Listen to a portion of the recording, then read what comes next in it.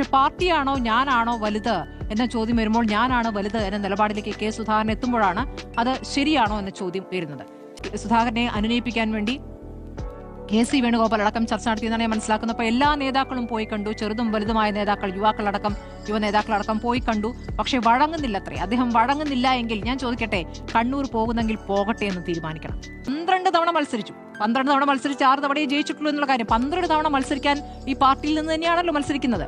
അപ്പോൾ അങ്ങനെ ഒരു നേതാവ് ഇനിയും എന്ന് പറയുമ്പോൾ അവിടെ ബാക്കിയുള്ളവർക്കും അവസരം കൊടുക്കുക. അദ്ദേഹം പറയുന്ന സ്ഥാനാർത്ഥിയെ അനുവദിക്കാമെന്ന് പറഞ്ഞിട്ടുണ്ടല്ലോ. അപ്പോൾ അത് അംഗീകരിക്കാതെ ഇങ്ങനെ പാർട്ടിയെ മുൾമുനയിൽ നിർത്തുന്ന നേതാവ് അത് ചോദ്യം ചെയ്യപ്പെടുകയാണ് തന്നെയാണ് വേണ്ടത്. ഹൈക്കമാൻഡ് അക്കാര്യത്തിൽ കടുത്ത നിലപാടെടുത്തില്ല എങ്കിൽ അത് ഖേദകരമെന്നേ എനിക്ക് പറയാറുള്ളൂ.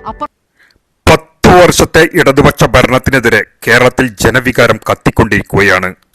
ഇത്തരം നിർണായക സമയത്ത് MP സ്ഥാനത്ത് തുടരുന്ന കെ സുധാകരൻ നിയമസഭയിലേക്കും മത്സരിക്കണമെന്ന് വാശി പിടിക്കുന്നത് ജനങ്ങളുടെ പ്രതീക്ഷകളോട് പൊരുത്തപ്പെടുന്നതല്ല. കെ സുധാകരന് മത്സരിക്കണമെന്ന് നിർബന്ധമാണെങ്കിൽ അദ്ദേഹം പിണറായി വിജയനെതിരെ മത്സരിക്കട്ടെ. അനാവശ്യ വിവാദങ്ങൾ സൃഷ്ടിച്ച് UDFന്റെ മുന്നേറ്റത്തിന് തടസ്സമുണ്ടാക്കുന്ന ഇത്തരം നിലപാടുകൾ മുന്നണിയുടെ വിശ്വാസ്യതയെ തന്നെ ചോദ്യം ചെയ്യുന്നതാണ്. കൈവിട്ട കളിയാണ് എന്ന് ഞാൻ പറയുന്നത് മുതിർന്ന നേതാക്കളുടെ കൈവിട്ട കളി എന്നുള്ളതാണ്. ഇത് ഈ അപശബ്ദങ്ങളൊക്കെ എല്ലാ തെരഞ്ഞെടുപ്പിലും കോൺഗ്രസിന്റെ കാര്യത്തിൽ അത് സംഭവിക്കാറുള്ളതാണ്. അത് ആദ്യമൊന്ന് നന്നായി ഉയരും, അത് കഴിഞ്ഞ് തെരഞ്ഞെടുപ്പ് നാമനിർദ്ദേശ പത്രിക സമർപ്പിക്കാനാകുമ്പോൾ അല്ലെങ്കിൽ പത്രിക പിൻവലിക്കാനുള്ള സമയം ആകുമ്പോഴേക്കെങ്കിലും അത് മാറുന്ന ഒരു ഘട്ടമാണ് നമ്മൾ കണ്ടിട്ടുള്ളത്. പക്ഷെ ഇത് അങ്ങനെയല്ല. ഇത് കെ സുധാകരൻ എന്ന രാഷ്ട്രീയകാര്യ സമിതിയിലെ നേതാവാണ്. അതുകൂടാതെ MP ആണ്. 12 തവണ മത്സരിച്ചതിൽ 6 തവണ വിജയിച്ച നേതാവാണ്. മന്ത്രിയായിട്ടുണ്ട്, MLA ആയിട്ടുണ്ട്, MP ആയിട്ടുണ്ട്. ഇപ്പോൾ MP എന്ന പദം ത്തിലാണ്. അത് അദ്ദേഹം 1 ലക്ഷത്തിൽ പരം വോട്ടുകളുടെ ഭൂരിപക്ഷത്തിൽ ജയിക്കുമ്പോൾ കണ്ണൂരിൽ ശരിയാണ്, കണ്ണൂരിൽ പാർട്ടിയെ കെട്ടിപ്പടുത്തത് കെ സുധാകരനാണ് എന്നുള്ള കാര്യത്തിൽ സംശയമില്ല. അത് CPM-മായി നേരിട്ട് യുദ്ധം ചെയ്തുകൊണ്ട് അതൊരു എന്താ പറയുക, പരസ്പരമുള്ള യുദ്ധം, അത് രക്തം ചൊരിയുന്ന യുദ്ധം തന്നെ ആയിട്ടുണ്ട്. അതിൽ കെ സുധാകരനും പല പ്രിയപ്പെട്ടവരെ നഷ്ടമായിട്ടുണ്ട്. അദ്ദേഹം പലപ്പോഴും കണ്ണു നിറച്ചുകൊണ്ട് പ്രതികരിക്കുക നമ്മൾ കണ്ടിട്ടുണ്ട്. തിരിച്ചും അങ്ങനെ തന്നെയാണ്. കൊണ്ടും കൊടുത്തും പാർട്ടി അവിടെ ഉണ്ടാക്കിയ നേതാവാണ് കെ സുധാകരൻ എന്നതിലൊന്നും തർക്കമില്ല. പക്ഷെ പാർട്ടിയാണോ ഞാനാണോ വലുത് എന്ന ചോദ്യം വരുമ്പോൾ ഞാനാണ് വലുത് എന്ന നിലപാടിലേക്ക് കെ സുധാകരൻ എത്തുമ്പോഴാണ് അത് ശരിയാണോ എന്ന ചോദ്യം വരുന്നത്. ഏത് സ്ഥലത്തും പാർട്ടിയെ വളർത്തി ഉണ്ടാക്കുന്ന ഒരു നേതാവായിരിക്കും എന്നുള്ള കാര്യത്തിൽ തർക്കമില്ല. പക്ഷെ അങ്ങനെ സംഭവിക്കുമ്പോൾ ആ നേതാവ് പാർട്ടിക്കും മുകളിലേക്ക് വളരുകയാണെങ്കിൽ അങ്ങനെ ഒരു നേതാവിനെ പാർട്ടി എന്ത് ചെയ്യണം എന്നൊരു ചോദ്യമുണ്ട്. അപ്പോൾ പാർട്ടിയിൽ നേതാക്കൾ എന്താണ് ചെയ്യുന്നത്? അതിനെല്ലാം തകിടം മറിക്കുന്ന രീതിയിൽ 1-2 മതിയല്ലോ. 5 നാനാഴി എന്ന് പറയുന്ന പോലെ 1-2 പേർ മതി ആ ഒരു സംവിധാനത്തെ ആകെ തകിടം മറിക്കാൻ. അപ്പോൾ നേതാക്കൾ ഡൽഹിയിൽ തന്നെ കേന്ദ്രീകരിക്കുന്നു. അല്ലെങ്കിൽ കേരളം ഡൽഹി എന്ന നിലയ്ക്ക് കഴിഞ്ഞ കുറച്ച് ദിവസങ്ങളായി യാത്ര തന്നെയായിരുന്നു. ഇന്നലെ രാത്രി ഏറെ വൈകിയും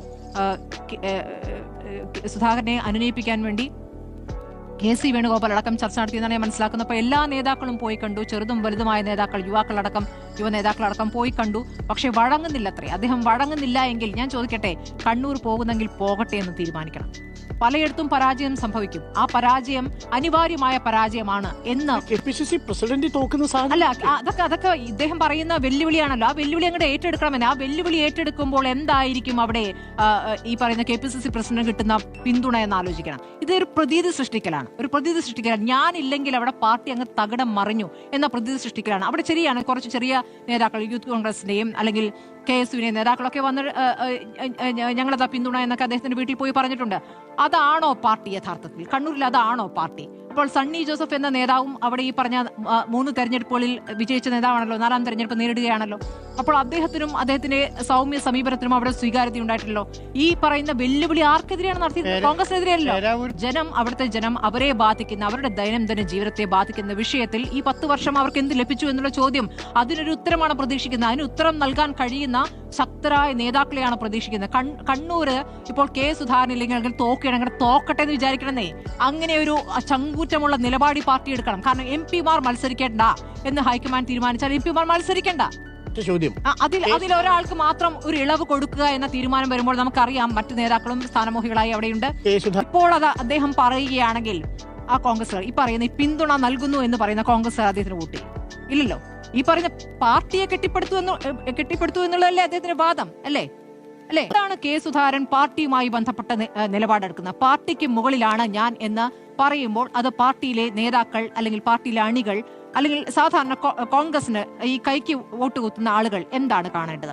കാരണം ഈ 10 വർഷം കഴിഞ്ഞു, കോൺഗ്രസിന്റെ ഭരണം ആഗ്രഹിക്കുന്ന ഒരു വിഭാഗം ഉണ്ടാകുമല്ലോ, അവർക്ക് ഈ നൽകുന്ന സന്ദേശം എന്താണ് എന്നുള്ളതാണ്. അപ്പോൾ കെ സുധാകരൻ ഒരു മോശം മാതൃകയാണ് ഇവിടെ ചെയ്തുകൊണ്ടിരിക്കുന്നത്.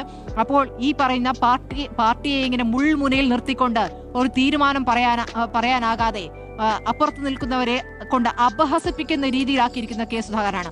അതിന് ഒരു തീരുമാനം ഹൈക്കമാൻഡ് ഉറച്ച തീരുമാനം എടുക്കുകയാണ് വേണ്ട. മത്സരിക്കുന്നില്ലെങ്കിൽ മത്സരിക്കേണ്ട, കണ്ണൂർ പോകുന്നെങ്കിൽ പോകട്ടെ എന്ന് തീരുമാനിക്കണം. അതുവഴി എന്തായാലും പേരാവൂരിൽ അതിൽ തിരിച്ചടി ഉണ്ടാകുമെന്ന് ഞാൻ കരുതുന്നില്ല. അത് കെ സുധാകരന്റെ വാദമാണ്.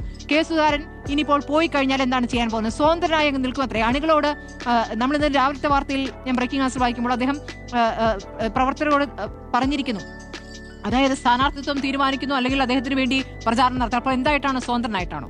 അങ്ങനെ സ്വതന്ത്രനായി നിൽക്കുന്ന കെ സുധാകരൻ, പാർട്ടിയിൽ നിന്ന് വിട്ട, കോൺഗ്രസിൽ നിന്ന് വിട്ട കെ സുധാകരൻ പിന്നെ എന്താണ്? ആ ചോദ്യമാണ് കണ്ണൂർ ചോദിക്കുക.